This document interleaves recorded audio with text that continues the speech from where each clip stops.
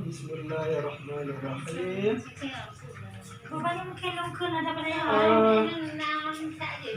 Jadi suara baik waktu yang terlalu alim ataupun apa kabar baik itu kan? Oke. Bismillahirrahmanirrahim. 3, 2, 1. Assalamualaikum warahmatullahi wabarakatuh. Waalaikumsalam warahmatullahi wabarakatuh.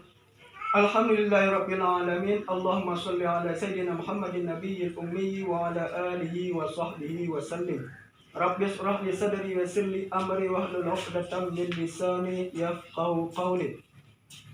Sebelumnya saya mengucapkan terima kasih atas kehadiran ibu-ibu yang telah bersedia hadir pada rumah Ibu Siti Rahmah dalam acara mengikuti acara P2K2.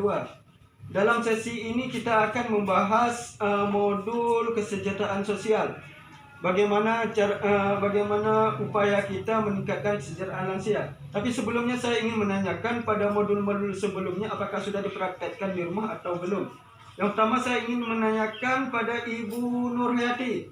Modul yang pertama kali kita pelajari, modul pengasuhan dan pendidikan anak. Apa yang kita pelajari di situ, Bu? Menjadi orang tua yang baik, memahami perilaku anak, membantu anak sukses sekolah. Oke. Itu tepat sekali. Apakah sudah dipraktekkan di rumah, Bu? Insyaallah. Insyaallah. Yang kedua, modul ekonomi. Bagaimana apa saja yang telah kita pelajari dari modul ekonomi?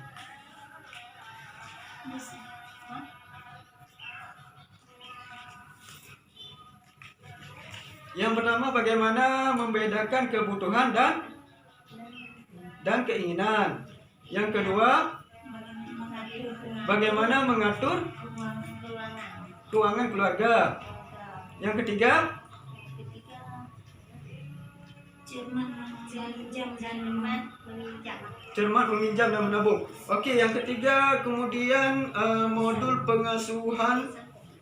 Modul apa lagi? Modul yang ketiga, modul kesehatan dan gizi. Apa yang telah dipelajari? Ini Ibu Siti Rahman nih sekarang saya tanya. Apa yang telah dipelajari dari modul kesehatan dan gizi? Pentingnya gizi kepada ibu hamil, dan pentingnya gizi kepada ibu menyusui dan balita, Betul. dan pentingnya gizi kepada masyarakat. Pentingnya gizi bagi ibu hamil, kemudian pentingnya gizi bagi ibu menyusui dan balita. Yang ketiga, pentingnya bagaimana kita memahami kesakitan pada anak dan kesehatan lingkungan. Oke, terima kasih. Baik sekali, kita telah mampu mengingat semua sesi dengan baik. Pada modul kali ini kita akan membahas masalah lansia. Menurut Ibu Nurhayati, siapa sih lansia itu? Lansia orang yang sudah lanjut usia. Orang yang sudah lanjut usia. Biasanya umur berapa tuh dianggap lansia? 60 ke atas. Oke. Di rumah Pak masih ada ayah atau ibu? Masih Ibu Siti Rahmah? Ibu? Masih ya? Mama masih ya? Berarti di rumah kita masing-masing punya lansia ya kan? Oke. Sebelumnya saya ingin membacakan pengertian lansia dari segi undang-undang. Yang pertama, lansia adalah seseorang yang telah berusia 60 tahun. Bisa jadi itu 70 tahun, bisa jadi itu 80 tahun. Lansia ini terbagi lagi dalam lansia potensial dan lansia tidak potensial. Lansia potensial ini dia masih mampu beraktivitas seperti biasa, bahkan mampu mencari nafkah sendiri. Sedangkan lansia tidak potensial, dia segala gerak dan aktivitasnya dibantu orang lain. Bahkan kehidupan ekonominya harus bergantung pada orang lain. Oke. Kemudian yang namanya lansia itu pasti ada perubahan dari segi fisik, ya kan? Dari segi fisik, dari segi psikis, dari segi sosialnya. Sekarang saya ingin menjelaskan apa saja perubahan fisik, perubahan yang terjadi pada lansia. Yang pertama, dari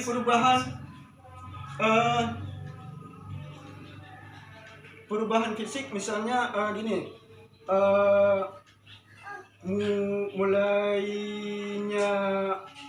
kebersamaan itu ditandai dengan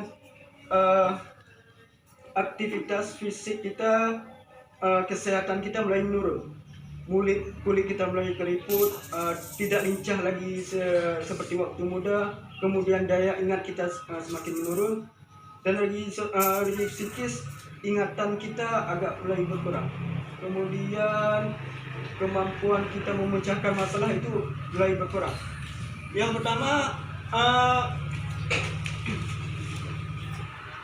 bagaimana yang terjadi dalam pelayanan lansia di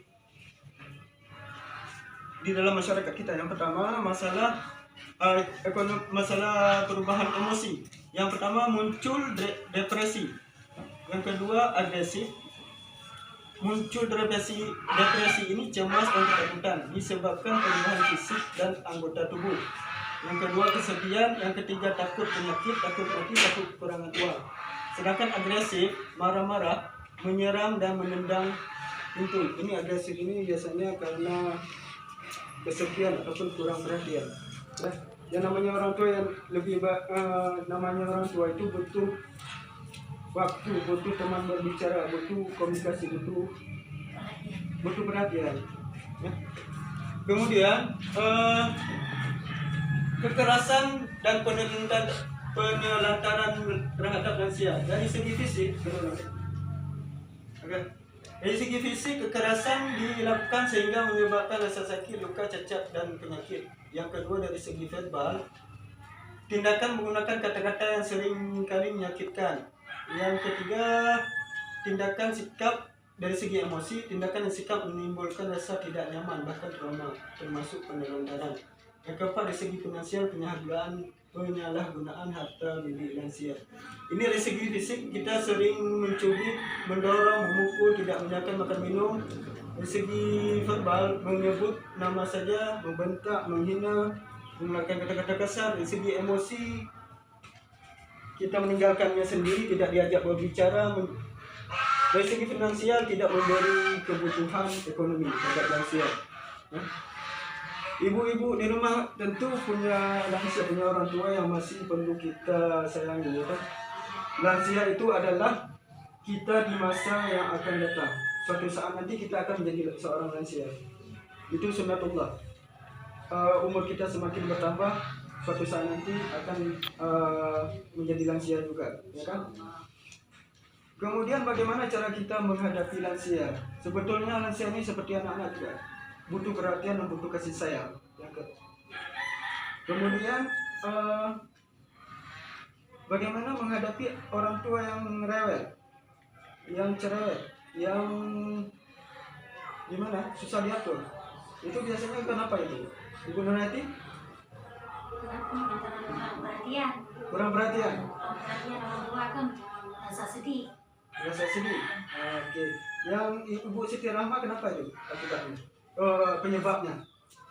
Ya, nggak dikasih sayang juga sama orang tua.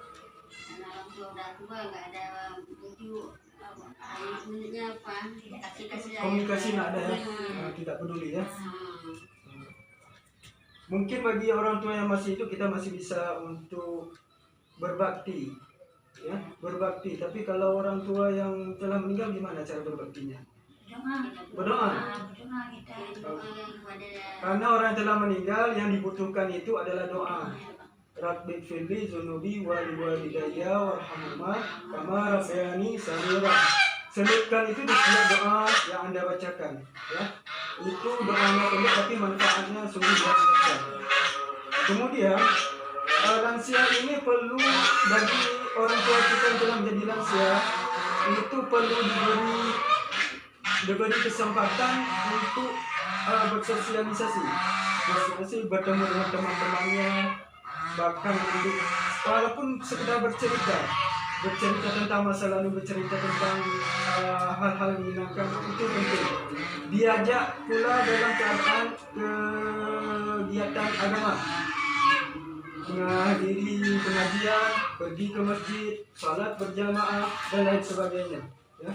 Karena Itu salah satu cara kita mengingatkan bahwa setiap kita pasti menemui ajal. Kullu nafsin za'iqatul maut. Setiap yang bernyawa pasti akan mati. Kemudian apalagi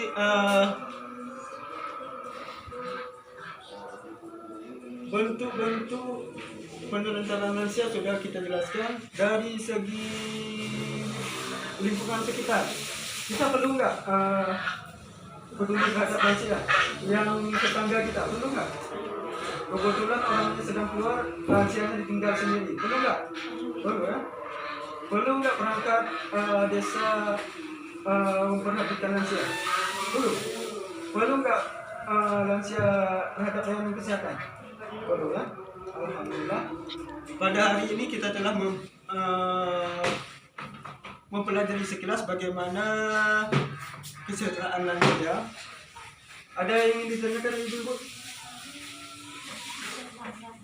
Nggak ada? Oke. Saya harap apa yang telah pelajari hari ini diterapkan di rumah. Mudah-mudahan bermanfaat bagi saya dan ibu. Saya akhiri dengan wabillahi taufiq wal hidayah. Assalamualaikum warahmatullahi wabarakatuh.